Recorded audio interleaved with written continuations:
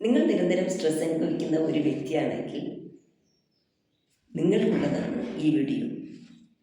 Stress മാനേജ്മെൻറ്റുമായിട്ട് ബന്ധപ്പെട്ട് ശരീരത്തിൽ തന്നെ സിമ്പതറ്റിക് നെർവസ് സിസ്റ്റം എന്നൊരു കണ്ടീഷനുണ്ട്. അതായത് വളരെ ചലഞ്ചബിളായിട്ടുള്ള ജീവിത സിറ്റുവേഷൻസ് നമ്മുടെ ജീവിതത്തിൽ വരുമ്പോൾ അതിനെ നേരിടാൻ ബോഡി തന്നെ പാകപ്പെടുന്ന ഒരവസ്ഥയാണ് ഈ സിമ്പതറ്റിക് നെർവസ് സിസ്റ്റം എന്ന് പറയുന്നത്. ഒരു ഇയറിലെ 365 ദിവസങ്ങളിൽ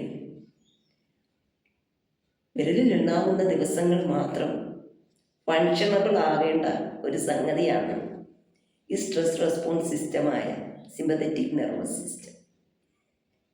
പക്ഷേ നമ്മുടെ ഇന്നത്തെ അവസ്ഥയിൽ 24 hours നമ്മളിങ്ങനെ സ്ട്രെസ്ഫുൾ ആയാൽ ഈ സിമ്പതറ്റിക് നെർവസ് സിസ്റ്റം അവതാളത്തിലാകും. അത് നിരന്തരം കോർട്ടിസോൾ, ആഡ്രിനാലിൻ തുടങ്ങിയ ഹോർമോണുകൾ ഉൽപ്പാദിപ്പിക്കുന്നത് കാരണം ശരീരത്തിലെ ഫങ്ഷൻസ് എല്ലാം വളരെയേറെ താറുമാറാകും. ശരീരത്തിലെ ഹാപ്പി ഹോർമോൺസ് ആയ ഓക്സിറ്റോസിൻ, ഡോപ്പമൈൻ, സെറോട്ടോണിൻ, എൻഡോർഫിൻ തുടങ്ങിയ ഹോർമോണുകൾ നമുക്ക് നിരന്തരമായി ഉൽപ്പാദിപ്പിക്കപ്പെടേണ്ടതായിട്ടുള്ള ബ്രെയിനിലെ പ്രധാന ഏരിയകളെയെല്ലാം അത് ഡാമേജിലാക്കും. അതുകൊണ്ട് തന്നെ നമുക്കൊരിക്കലും സന്തോഷവും സമാധാനവും ഒന്നും ജീവിതത്തിൽ ഇല്ലാത്ത ഒരവസ്ഥ വരും. രണ്ടാമത്തേത്, ഇത് നമ്മുടെ അമിഗ്ദലയെ ബാധിക്കുന്നു.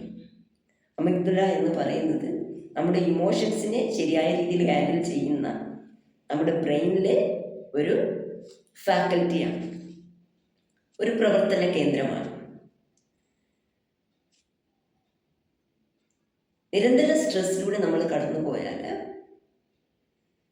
നമ്മുടെ അമിഗ്ദല ഹൈപ്പർ ആക്റ്റീവ് ആവുകയും അത് എപ്പോഴും ഒരു ഫിയർഫുൾ, ആൻഷ്യസ് മോഡിലോട്ട് പ്രവർത്തനക്ഷമമാകും.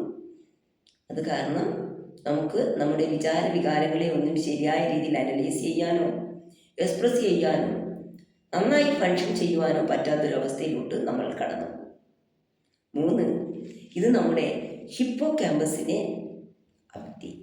ഹിപ്പോ ക്യാമ്പസ് എന്ന് പറഞ്ഞാൽ നമ്മുടെ മെമ്മറിയും ലേണിങ്ങുമായിട്ട് ബന്ധപ്പെട്ട് വരുന്ന പ്രധാന ഭാഗമാണ്. അപ്പോൾ നമ്മുടെ ഓർമ്മയെയും പഠനാത്മകമായ കാര്യങ്ങളെയും കാര്യങ്ങൾ മനസ്സിലാക്കുവാനുള്ള നമ്മുടെ ആ ഒരു കഴിവിനെയും ഒക്കെ ബാധിച്ചു തുടങ്ങിയാലുള്ള നമ്മുടെ ഫങ്ഷൻസ് എങ്ങനെ ഉണ്ടാകുമെന്ന് നമുക്ക് ചിന്തിക്കാവുന്നത്. അപ്പോൾ നിരന്തരം നമ്മൾ സ്ട്രെസ്ഫുള്ളായാൽ ഹിപ്പോ ക്യാമ്പസ് ഇങ്ങനെ ചുരുങ്ങിപ്പോകും. അതുകൊണ്ട് നമ്മൾ വളരെയേറെ ശ്രദ്ധിക്കേണ്ടിയിരിക്കുന്നു. 4-ാമത്തേത്, ഇത് നമ്മുടെ പ്രീ ഫ്രണ്ടൽ കോർട്ടക്സ്, അതായത് നമ്മുടെ ബുദ്ധിയുടെ പ്രധാന കേന്ദ്രമായ പ്രീ ഫ്രണ്ടൽ കോർട്ടക്സിനെ ഇത് ബാധിക്കും. പ്രീ ഫ്രണ്ടൽ കോർട്ടക്സിനെ പറയുന്നത് CEO ഓഫ് ബ്രെയിൻ എന്നാണ്. ഇത് നമ്മുടെ എക്സിക്യൂട്ടീവ് ഫങ്ഷൻസിനെ എല്ലാം ക്രമപ്പെടുത്തുന്ന ഒരു കോഗ്നിറ്റീവിൻ്റെ ഏരിയയാണ് നമ്മുടെ പ്രീ ഫ്രണ്ടൽ കോർട്ടക്സ്. നമ്മുടെ problem solving skill, decision making, judgement, social learning, അങ്ങനെ ഒത്തിരി ലൈഫ് സ്കില്ലുമായിട്ട് നമ്മുടെ പേഴ്സണാലിറ്റിയുമായിട്ടുമൊക്കെ ബന്ധപ്പെട്ട് വരുന്ന നമ്മെ നാമാക്കുന്ന ഒരു പ്രധാനപ്പെട്ട ഏരിയയുടെ പ്രവർത്തനത്തെ ഇത് അവതാളത്തിലാക്കും. അപ്പം നിങ്ങൾ നിരന്തരം സ്ട്രെസ്സിലൂടെ കടന്നു പോയാൽ ശരീരത്തിലെ ഇൻറ്റേർണൽ ഓർഗൻസായ കിഡ്നി, ഹാർട്ട് ഇവയെല്ലാം ഫെയിലാകുന്നത് പോലെ തന്നെ നമ്മുടെ നിരന്തരമായിട്ടുള്ള ആക്റ്റീവായിട്ടുള്ള ഫങ്ഷൻസിനെ ബാധിക്കുന്ന നമ്മുടെ ബ്രെയിനിലെ ഫാക്കൽറ്റികളായ പ്രധാനപ്പെട്ട amygdala, hippocampus, pre frontal cortex ഇവ ഫെയിലുവറിലോട്ട് കടന്നുപോയിക്കൊണ്ടേ ഇരിക്കും. അടുത്തത്, ഇത് നമ്മുടെ നെർവസ് സിസ്റ്റത്തെ വീക്കനാക്കും. അങ്ങനെ ഇൻഫ്ലമേറ്റീവ് ആകും നെർവസ് സിസ്റ്റം. അതായത് നെർവസ് ലൂപ്പ് എന്ന് പറഞ്ഞൊരു കണ്ടീഷൻ നമ്മുടെ നെർവസ് സിസ്റ്റത്തിൽ, നമ്മുടെ നാഡീവ്യൂഹത്തിലുണ്ട്. നമ്മുടെ ബ്രെയിനുമായിട്ടും അതുപോലെ നമ്മളെ ഹൃദയത്തിലെ ആർട്ടറിയുമായിട്ടും ഒക്കെ കണക്ട് ചെയ്യപ്പെടുന്ന ആ നാഡീവ്യൂഹങ്ങൾ ഇംപ്ലമേറ്ററി ആകും, നീർവീക്കമുള്ളതാകും. അങ്ങനെ വളരെയേറെ ശാരീരിക അവശതകൾ നമുക്ക് ഉണ്ടാകും. സ്ട്രെസ്സിനെ നമ്മൾ കാര്യമായി പരിഗണിക്കാതെ മുന്നോട്ട് പോയാൽ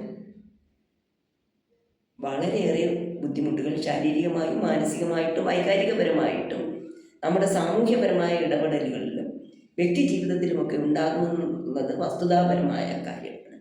ഇന്ന് നമ്മുടെ മെൻ്റൽ ഹെൽത്ത് എന്ന് പറയുന്ന നമ്മുടെ ഹെൽത്ത് വിഭാഗം വളരെയേറെ പുരോഗമിച്ചിട്ടുണ്ട്. നിങ്ങൾക്ക് കൗൺസിലിങ്ങിലൂടെയും സൈക്കോതെറാപ്പിയിലൂടെയും അതുപോലെ തന്നെ അത്യാവശ്യമാണെങ്കിൽ മെഡിക്കേഷനിലൂടെയൊക്കെ ഈ കണ്ടീഷനെ മാനേജ് ചെയ്ത് നന്നായിട്ട് ജീവിക്കുവാനായിട്ട് പറ്റും. ഇവരുടെയും ഉത്തരവാദിത്വമാണ്. Thank you for watching this video.